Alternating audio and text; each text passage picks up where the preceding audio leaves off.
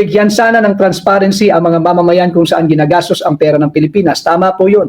Pati po yung 25 tonelada ng ginto na reserve ng Central Bank natin, ng Bangko Sentral ng Pilipinas, nagbenta sila. Hindi malinaw. Kanino nila binenta? Wala akong sagot sila dito. Wala pong transparency. Kanino nila binenta? Importanteng malaman natin kanino nila binenta at magkanong halaga nila binenta o magkano man ang bentahan dyan per ounce, per kilo, per ton. Kinakailangan alam natin. Dahil baka naman nagisa na naman tayo sa sarili nating mga mantika. Yung ginto, baka sila rin ang bumili. Ibinenta ng Bangko Sentral kung kani-kanino na sila lang din pala. Hindi po yung Bangko Sentral. Ito mga korap sa gobyerno. At baka sweetheart deal pa yan, bagsak ang presyo. Ito yung mga pananagutan dapat nilang ipaliwanag. Kaya nga lagi ko sinasabi, issue-based campaigning tayo. Pag-usapan natin ang issue. Nasaan yung 25 toneladang ginto na reserve ng Bangko Sentral ng Pilipinas? Kanino ninyo binenta at magkano ninyo binenta? Dahil sigurado tayo, kung ngayon papalitan yung 25 toneladang ginto na ibinenta nila, abonado pa ho ang Republika ng Pilipinas. Abonado pa ho tayo, mangungutang na naman yan. Bakit? Higit pong mataas ang presyo ng ginto ngayon sa bentahan o sa merkado. Wala po tayong mabibiling 25 tons ng ginto sa halagang pinagbentahan nila last year. Yan ay isang katotohanan. Dapat nila ipaliwanag yan. Saan nila dinadala ang pera nating mga Pilipino?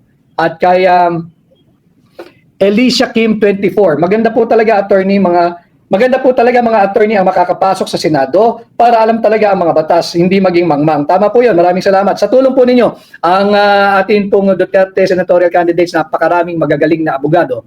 Kay Roberto Dagil, 8458. Attorney Vic, sana mabasa mo ito. Binabasa ko na po, Robert Dagil. Papagawa kami ng malaking tarpaulin dito. Team Suka versus Team Isinusuka. Ilalagay namin dito sa labas ng mga gate namin. Robert Dagil, karapatan po nyo na magpahayag ng inyong saloobin. Basta't po private property ninyo at sarili po ninyong inisyatibo, wala po kami magagawa kung hindi magpasalamat. Maraming salamat. Ngayon pa lang, maraming salamat. At pag-usapan natin yung issues. Ano nang nangyari? Wala pong ibinunga. Yung kanyang excessive foreign trips. Yung kada biyahe ng biyahe, natandaan po nyo yan, unang 2 taon sa pwesto, biyahe ng biyahe ang naiuwi, pangako. Ang naiuwi, pledges. Ang pledges po, pangako ho yun, hindi po kwarta yun. Hindi po pera yun, hindi po investment yun. Pangako lang ho yun. At syempre, kinakailangan i-justify ng mga iba't ibang departamento, marami daw na pirmahan ng MOU. Alam ho ninyo, ako'y naging aktibo sa practice sa pribado, yung MOU, pagka mayroong mga pagpupulong ng malalaking negosyante, lumilipad ho ang MOU. Kinakailangan ma-justify bakit ka nagpunta doon sa lugar na yun eh. Sa kumpanya mo, sa business partner mo, para may maikwento ka. Nagpirmahan kami ng MOU. Pero yung MOU ho, wala pong halaga yun, wala pong meaning yun. Memorandum of Understanding. Why do you have to reduce your understanding into a memorandum form? Kung nagkaintindihan na nga kayo. Common sense ho yun. Kung tayong dalawa nagkaintindihan, ba't kailangan natin isulat? Hindi pa naman agreement yan. Nagkaintindihan lang tayo, nagkaigi tayo. Pero wala pong visa yan. Hindi naman enforceable ang Memorandum of Understanding. Ang ibig sabihin lang ng MOU, nagkaigi tayo, nagkasundo tayo na pagdating ng araw ay maghahanap buhay tayong dalawa. Kung darating yung araw na yun. Pag hindi, wala hong MOA, walang investment, walang foreign direct investment, wala pong mamumuhunan na papasok sa ating bansa. Yan po yung panimula ng kanilang pambubudol diyan sa kanyang excessive foreign trips. Issue-based uli ang ating kampanya. Ang EDCA bases, nagkalat po ang US military bases dito sa ating bansa. Nagkalat po yan. At makikita naman natin sa dalawang pananalitanan niya sa kanilang ginagawang rally, tinataas po niya yung intensity ng anti-China rhetoric niya.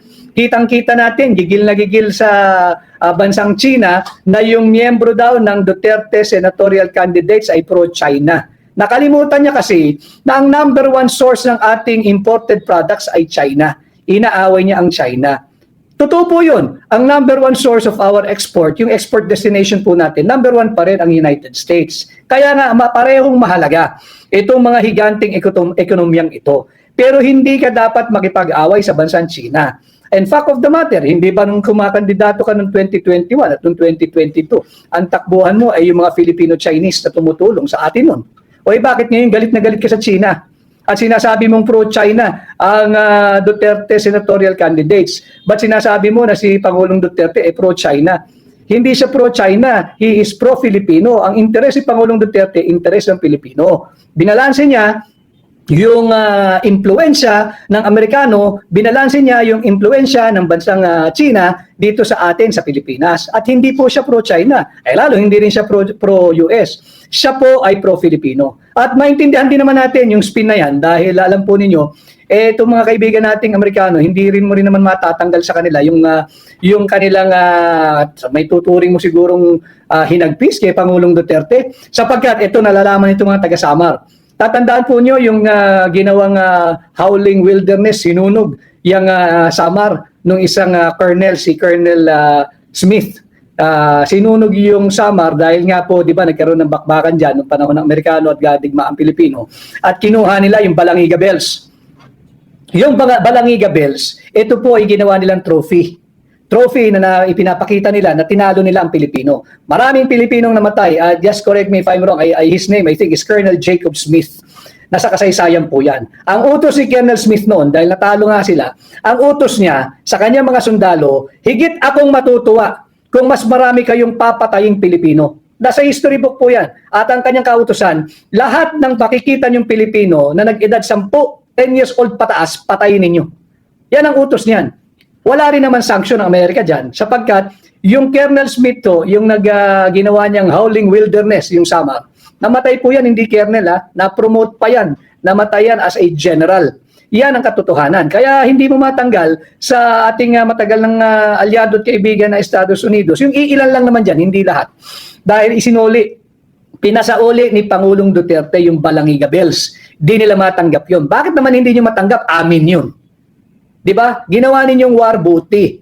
Kaya firm and very strong leader si Pangulong Duterte na obliga sila ngayong isoli ito, yung Balangiga Bells, dahil part yan ng heritage nating mga Pilipino. Dinamdam siguro ng iilan dyan sa gobyerno ng Amerika, kaya sila ay galit na galit kay Pangulong Duterte. Bukod dyan, ito nga pagbabalanse niya na binalanse lang na niya yung interest ng China at Amerika sa ating bansa. Yan din dapat ginagawa ng Pangulo ngayon eh. Yan ang dapat niyang ginagawa sapagkat alam nyo, we are so situated in a very strategic position. Dapat nga tayo gitna ng mga yan eh. Tayo nagdidikta, anong gusto mo China, anong gusto mo US, halika kayong dalawa rito.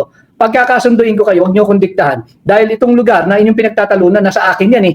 Yung napaka-importanting maritime zone, yung sa South China Sea. Yan ang ating pinag-uusapan dapat. Issue-based. Ang nangyayari, naglipa na po ang US military bases sa Pilipinas. Kahit ano pong tawag nyo dyan, tawagin ninyong EDCA, tawagin ninyong Visiting Forces Agreement, base militar po ng Estados Unidos yan. Hindi makatungtong ang mga Pilipino, hindi makatungtong ang tropang Pilipino diyan sa espasyo ng lupa na ino-occupy sa kasalukuyan ng US military troops, facilities, and kung ano-ano pa nilang kagamitan. So yan po ang katotohanan. Yan ang issue ngayong eleksyon, pag-usapan natin. Dapat yan kasi balanse yung approach natin sa ating pakikipag-ugnayan sa Amerika at sa China. Hindi tayo dapat sunod-sunuran dito sa Amerikano. Hindi tayo dapat sunod-sunuran. Ano na bang naibigay nila sa atin?